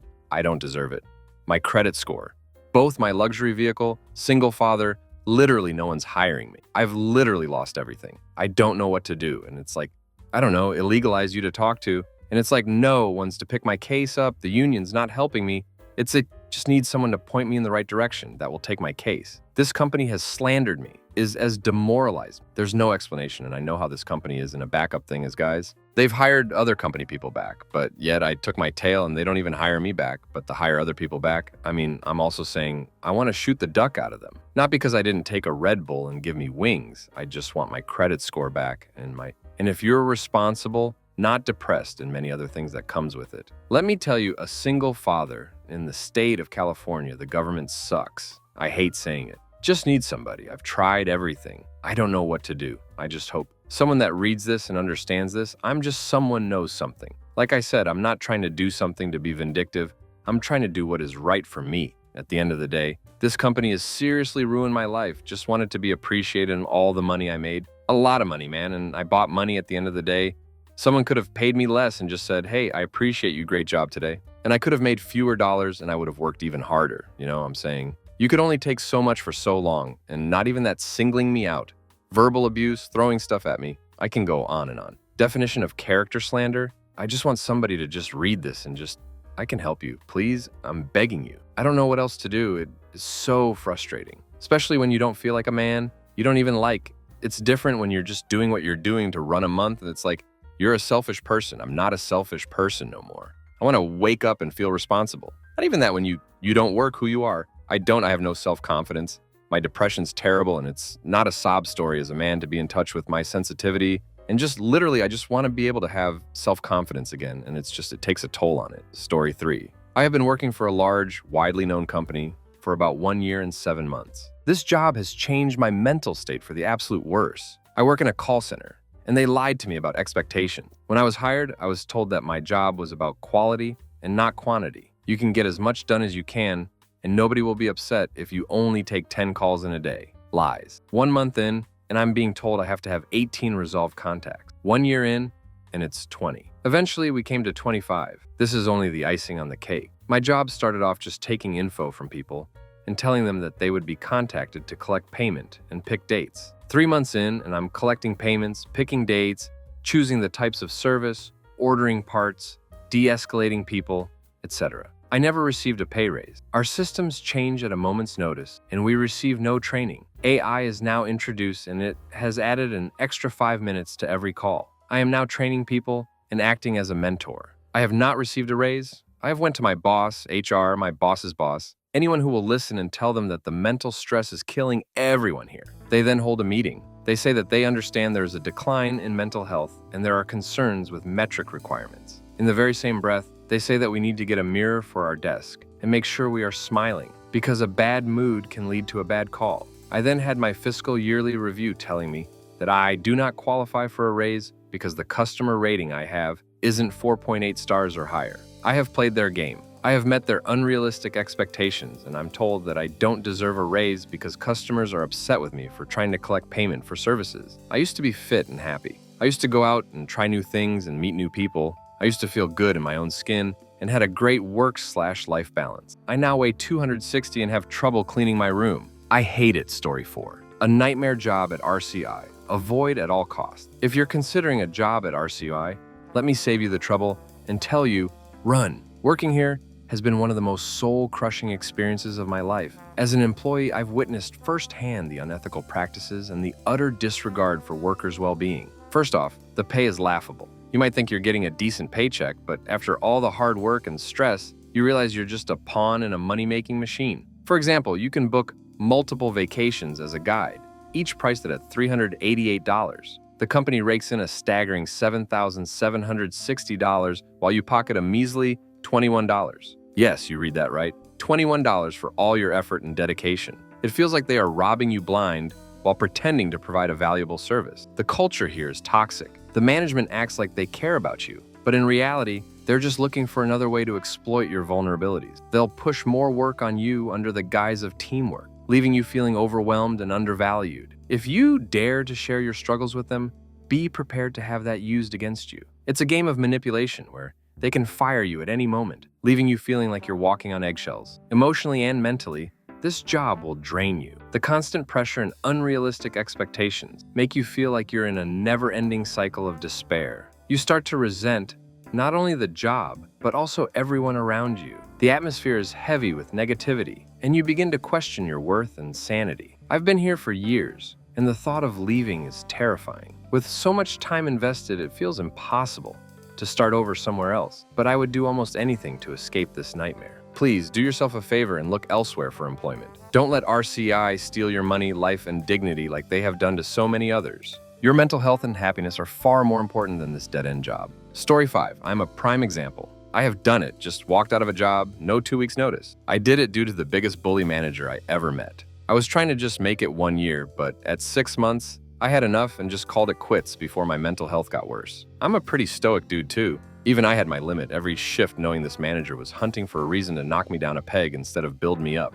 I left, took 5 months off, and traveled. Every interview I've ever had either doesn't even mention the gap, or I just say I had to take care of a family member, which is partially true anyway, and they say, okay. It never seems to stop me from getting offers. Literally every job in my field I interview for gets offered nursing. You know who never had a gap in their resume? My father. He worked 30 years for his company, then at 62 dropped dead. I wish he had taken gaps, enjoyed his money and time more. spent more time with us. He thought he had a long retirement ahead of him. Well, he didn't. I keep his death in mind because tomorrow isn't promised. We are here a finite amount of time. And me being a nurse, I see the end of life frequently. I think times have changed too, but it's okay to peace out of somewhere if you can afford it. You only get to live once. Story 6. I don't know, I did it actually around this time last year and was in the same exact position as you. I quit without another job. I was an extremely huge asset to my department. Reviews were always exceeded expectations and I busted out a lot. I had a lot of coworkers I was close with, but the MGMT. When I say that company was bad, it was bad. I just never thought it would happen to me until it did. Anyway, I sent a text and a letter with my stuff to their lobby, no notice, and never looked back. But I saved myself by saving my peace and mental health. It took a toll on me mentally and physically. Even the energy walking into the doors felt so bad and negative. I joke to people about how toxic jobs can have such an impact on you. You have a bit of PTSD. But I got into an amazing company that makes me feel at peace. A few months ago, they have barely any turnover, work-life balance, no overtime. It's great. It was one of the best decisions I made, but it was hard. Story 7. Once you do make this move, keep in mind that mindset is wealth too. You just had your mental working on overdrive to stay okay for such a long period of time. It will be hard to try to pry your mind and nervous system out of some stressful feedback cycles, even as you walk out for the final time. So I suggest also mindfully assigning yourself some time to rest. You've worked really hard. And now a great way to help support yourself would be optimizing your body and mind to be in good shape for the next job decision you make. I don't know how many days you want to take for this, but keep in mind, 6 months is still a lot more than just 3 or 4. So literally set aside maybe at least 4 days where your primary focus is you. Apart from your career goals, financial concerns, you wanting to plan your next steps, etc., it is literally supporting your future efficiency by just taking some time to pamper yourself, whether that be do nothing or treat yourself mindfully on a budget. Look into things that help support overworked adrenals, optimize your sleep, meditate, eat nutritiously, thank yourself for being a tough, action-taking badass. Make sure you pace yourself once you start to immerse yourself back into action mode. Work your way back into a grind mode that is healthy and not panicked. Maybe if you take fewer days to relax, make it a gradual process into taking on more and more to get yourself on a new track, job-wise. Story 8. It's stupid to quit a job 6 months in, especially your first after college, the first job after school. No one knows what kind of employee you will be. All they have are your grades and maybe some internships to go on. This short stint showed you aren't very good out of college. No matter who or what you can blame it on. And point of fact, future employers don't want to hear your tale of woe from a previous employer, so you can't really even talk about what you posted here. In the end, it's just going to look like you can't handle work life. Lastly, 6 months. You're barely even trained at that point. I counsel people to stay in a job at least a year to make that experience count. 6 months, it's just a long internship. I also counsel people to never quit a job before having another lined up. It shows emotional immaturity, and no matter the lie you tell interviewers, they will see a 6-month job and 2-month gap in employment straight out of college as a red flag. There are laws regarding what a previous employer can say about you if an interviewer calls for a reference. They can't say he was a crapbag crybaby and if he hadn't quit, we would have fired him. But there's no laws on how they can say it. There's a certain affectation an HR person's voice takes when discussing a former employee if he is a crapbag that is unmistakable. Quitting after 6 months puts you in that category. In fact, I bet you got fired despite the tale of woe you have spun here. Bad employees tell stories like these to deflect blame from themselves. Story 9. So happy to hear you found something after a few months. I am in a similar position, but it's for very entry level. I have worked in coffee for 4 years and I am trying to get an entry-level admin assistant job, but I'm nervous because I had to put my 2 weeks in due to burnout and the location was so far from me. I applied for a job while still employed at the coffee shop and I'm wondering, do I even bring it up in the first round of interview or just kind of keep it vague as far as dates? I think I'm worried about if I do get the job. When the whole HR thing comes doing a background check and asking for last employers, the dates they will see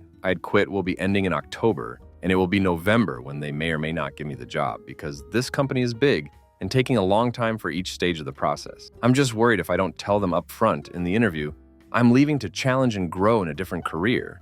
It could backfire if I just keep it vague and don't tell them, or if I do tell them, they may think I'm not dependable. I am. Also, the coffee shop doesn't want me to leave. It is on very good terms. I just want to escape and need a major life/career change because I feel so awful day in and day out. Any advice from an HR perspective? Story 10. If you quit and it takes a while to find a new job, you have some built-in excuses. Most folks know how weird things are right now with hiring. This could be your fallback excuse. You could say it was part of a bigger layoff. I was one of the 100 people they let go. Fake sad face. They couldn't renew any of us from the new graduate program. I'm just glad they let us finish our 6-month contract. You could stay and just do less work while job hunting. If the job really sucks and everyone knows it, is a teammate really going to be surprised if you slow down? And does it matter? The world will still keep spinning if you give 80% effort. You could keep grinding, trying to build up a network and some referrals. Is there anyone there above you that could be at least a good job reference? As a new grad, you need to build up as much experience as possible. You could ask for more/different tasking with the sole intent of, I can now put this on my resume. It seems counterintuitive, but it could change the dynamic. Remember that no job/teammate/company/boss is worth the same as your health and well-being. I quit a toxic workplace in 2021 after 3 months. Even though I found work immediately on the inside, mentally, I was tore up for months after. On my resume, I just call it freelance and give a short, vague summary. Good luck out there. Story 11. I'm a hiring manager. With only 6 months on the job and being just out of college, just omit this job from your resume. If asked, just state that you took some time off after school. It wouldn't even be on my radar if you had graduated recently. Be sure to ask a lot of questions about culture and employee morale at your interviews. Don't be afraid to ask a lot of questions to the person interviewing. If they shut you down and try to change the subject or give you vague, generic answers, big red flag. Either cut and run or dig deeper with more questions. Unless your degree is in a highly specialized field, there are more openings than candidates in most areas. Better to have no job history than such a short one right after your degree. Only 6 months being omitted should have zero effect on your compensation package. Be sure to ask about salary at the first in-person interview also. If they avoid salary discussions, it's most likely an oppressive and toxic culture. Hint asterisk, my first offer is always factored with 12% room for negotiation. I'll go as high as 15% higher for well-qualified candidates. I used to give the best offer up front, but would always get a counter offer. My best advice is to counter at about 9% more and ask for more PTO as well. Good luck in your search. There's great companies out there. Don't be afraid to move on if it doesn't feel right. Story 12. My amazing wife is in HR. She worked for 13 years at the company where we met. For the most toxic, narcissistic, small man syndrome with a grudge mother ducker I have ever met. She spent most of her time as the shield between all the horrible crap he wanted to do and the 200 employees who he wanted to exploit. She finally bailed and came to work at the construction company I currently wrench for. She came in with a bad attitude and some very nihilistic behaviors. She lasted 4 months and got fired for crafty job performance. She spent 6 months on unenjoyment. She then did some contract work. Then she really went on the job hunt and finally found her place. She's now the HR director for a small corporation. They appreciate her experience, her expertise, her ideas, and the changes that she has brought to the company. And they are talking about putting her on the board of directors. I tell you this long, rambling story because I like to brag on my wife and I'm a little drunk, but also to tell you that you haven't ducked up your career. You have been given the opportunity to go find a better job and build your career. Duck those toxic-ass mother duckers. They don't deserve you. You now have the chance to go find a company who appreciates you. Now go find a good company. Be the good HR person that employees and employers need. Story 13. I am so sorry to hear you're going through this op. Remember that work is what you do.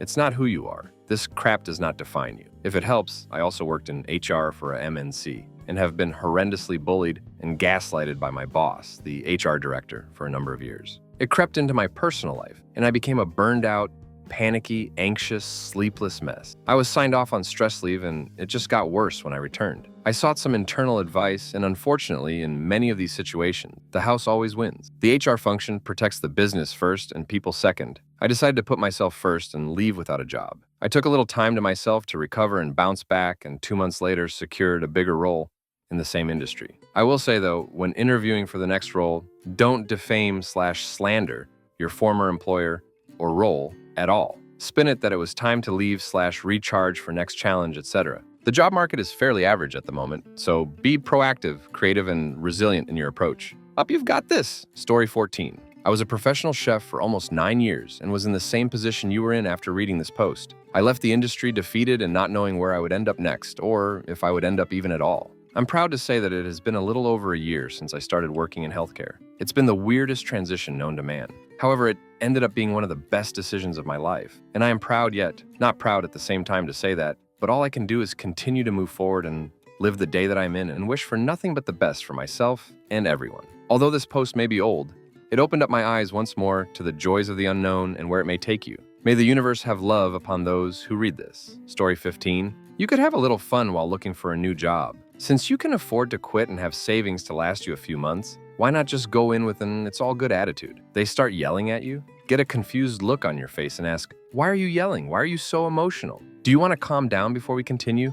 I'm happy to wait if you need to collect yourself." Don't get emotional or yell back. Just laugh to yourself. As soon as they get emotional, they've done so because they lost all their power, and they're stressed they can't get what they need done without it. Worst case, they can fire you, which you said you can afford a few months off anyway, and maybe you can collect unemployment. Best case, you accidentally make them realize how ridiculously they're acting and they change. You're at a unique point in your life where you can actually keep it real without fear of consequences. That should make you feel like they have no power over you and make you feel liberated. I say seize this moment because it may never come again. Story 16. It depends a great deal on your field of work. Some frown on gaps in your resume more than others. As this is your first job out of college, leaving after less than a year, and having a potentially months-long gap on your resume will cause future employers to raise an eyebrow. Even though leaving your current toxic work environment is completely understandable on a personal level, I would suggest giving yourself a firm timetable. Spend the next 2 to 3 months to seriously look for a new job. If you are unable to find a new job at the end of that time period, then leave your current job for your mental health, but keep up the job search. At least this way, there's an end in sight either way. If a future employer asks you why you left so soon, keep it simple and say, your managers didn't practice praise in public, criticize in private, and thus workplace morale was low. Very high turnover made you concerned that this wasn't a place for you to build a long-term career. A good workplace should accept those two factors and hopefully show some understanding. Good luck.